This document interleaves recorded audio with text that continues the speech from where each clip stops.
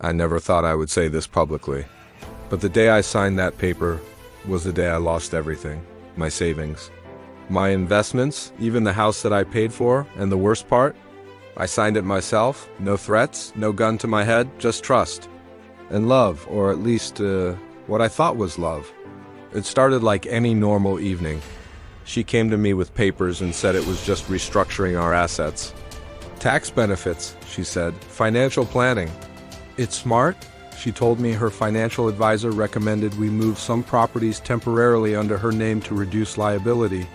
It sounded reasonable. We were married. What's mine is yours, right? So I signed every page without reading carefully. Because I trusted her. The next morning, something felt wrong. She was distant, quiet, almost cold. I logged into my investment account, zero. I checked the property records online. Ownership transferred. I checked a joint brokerage. Closed. That's when it hit me. It wasn't restructuring, it was transfer. A full legal transfer. And because I signed voluntarily, it looked perfectly valid. I confronted her. She didn't deny it. She just said, "You signed. It's legal." Within a week, she filed for divorce, and legally. On paper, I was broke. I went to lawyers immediately. The first one barely looked at my case. "You signed willingly. That's a valid contract." The second lawyer told me fraud is extremely hard to prove between spouses. The third said it could take years, cost six figures, and there was no guarantee. Every office I walked out of felt heavier than the last. And I realized something terrifying. The law protects signatures. Even foolish ones. But I couldn't accept that this was the end. So I did something I never imagined doing. I started reading the law myself, contract law, property law, family law, civil procedure. Night after night, I wasn't trying to become a lawyer. I just wanted to understand one thing. Is there any way to undo a signature? And then I found it. A word that changed everything. Rescission. Rescission is a legal remedy that cancels a contract and restores both parties to their original position as if the contract never existed. But here's the key. A contract signed because of fraud, misrepresentation, or undue influence can be rescinded, not modified. Not negotiated, voided completely, and suddenly I wasn't asking, "Can I get my money back?" I was asking a different question. Was my consent even legally valid? I went back to the documents. And this time, I didn't read them emotionally. I read them like a prosecutor. Before I signed, she told me the transfer was temporary. She told me it was only for tax purposes. She told me I would remain the beneficial owner. None of that was in writing. But I had something else. Texts, emails, voice messages, promises, statements that clearly showed she misrepresented the purpose of those papers. And under U.S. contract law, if someone intentionally lies to get you to sign, that's fraudulent inducement, which means the contract can be rescinded. But here's where it gets powerful. Even if a judge agrees there was fraud, that alone doesn't automatically give the property back. You need another legal weapon, and I found it. Constructive trust.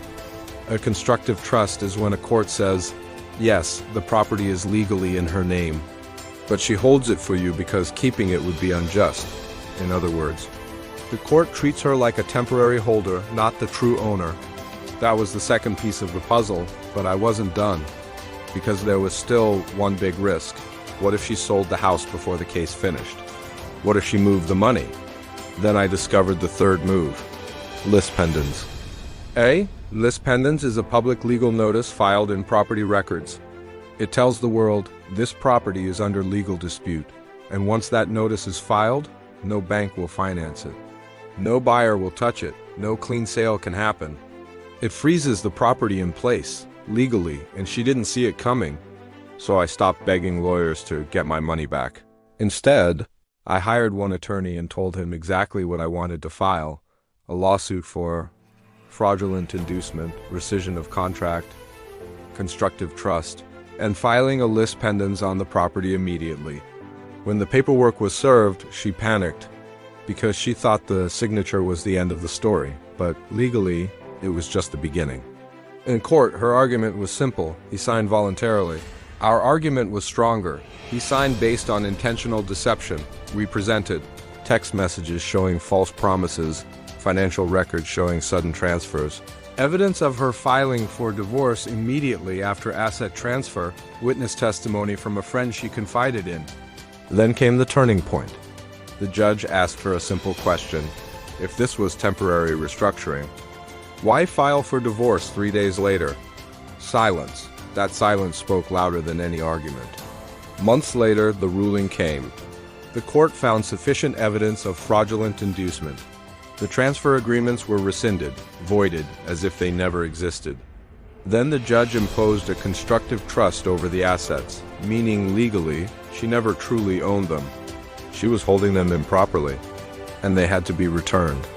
The house title was restored, the accounts were reversed, the list pendants was lifted, everything came back.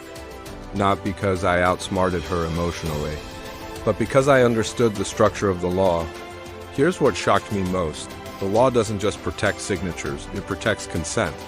And consent obtained through deception isn't real consent. That was the trick. Not revenge, not aggression. Understanding that a signature without truthful information can be attacked, legally. Now let me be clear.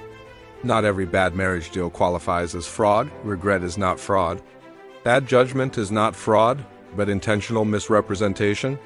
That's different. If someone lies to get your signature, that signature may not be as powerful as they think. I lost months of sleep, thousands in legal fees, and someone I thought was my partner. But I gained something more important, knowledge, and I'm telling this story for one reason. If you ever feel trapped because you signed something, don't assume the fight is over. Sometimes the law has doors you didn't know existed, you just have to read far enough to find them. She thought the paper ended me, but in the end, it was the paper that saved me. Because the truth was written in the law long before she wrote her plan. And that's how I got everything back. If you're going through something similar, don't act out of anger, act out of strategy. Document everything, preserve evidence, and talk to a qualified attorney in your state about fraud, rescission, and constructive trust remedies. Because sometimes the most powerful revenge is simply restoring what was always yours. And that's my story.